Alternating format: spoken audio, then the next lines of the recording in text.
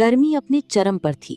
शहर के एक छोटे से टाउन एरिया में रहने वाला नंद अपनी पत्नी और माँ के साथ 2 कमरों के साधारण लेकिन साफ सुथरे घर में रहता था।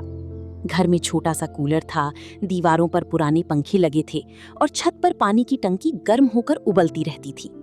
पैसे ज्यादा नहीं थे, लेकिन घर में प्यार और अपनापन भरपूर था। एक दिन अचानक नंद की बड़े भाई की पत्नी यानी उसकी घमंडी भाभी शहर से उनके घर आ पहुंची।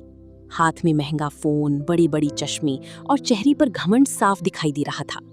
जैसे ही उसने घर में कदम रखा, उसने चारों तरफ नजर घुमाई और ताना मारते हुए बोली, ओह, तो तुम लोग अभी भी ऐसे घर में रहते हो? हमारे यहाँ तो हर कमरे में एसी लगा है।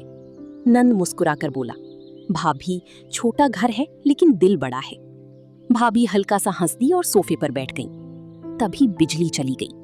गर्मी इतनी तेज थी कि कुछ ही मिनटों में भाभी का मेकअप पसीने में बहने लगा।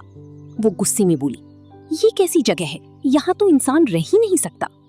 नंद की माँ ने हाथ का पंखा उठाया और बोली, बेटी, थोड़ी देर में बिजली आ जाएगी, तब तक ये हवा ले लो। लेकिन भाभी ने मुंह फेर लिया।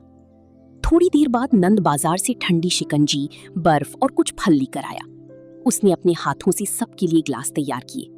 भाभी ने पहले तो नखरे दिखाई, लेकिन गर्मी के कारण आखिरकार उसे पीना पड़ा। शिकंजी पीते ही उसे थोड़ी राहत मिली। शाम तक गर्मी और बढ़ गई। तभी अचानक भाभी की तबीयत खराब होने लगी। शायद धूप और गर्मी की वजह से उसे चक्कर आ गया। नंद तुरंत भागकर डॉक्टर को बुलाकर लाया और पूरी रात उसके सिर पर ठंडी पट्टियां रखता रहा। उसकी पत्नी भी भाभी के लिए दवा और खाना बनाती रही।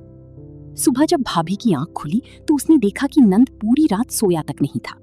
वो भावुक होकर बोली, मैंने हमेशा तुम्हें छोटा समझा, लेकिन आज समझ आया कि बड़ी घर से नहीं, बड़ी दिल से इंसान बड़ा बनता है।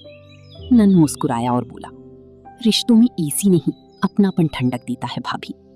ये सुनकर भाभी की आंखें नम हो गई। जाती समय उसने पहली बार नंद की माँ के पैर छुए और बोली, आज मैं अमीर नहीं, खुश होकर जा रही हूँ।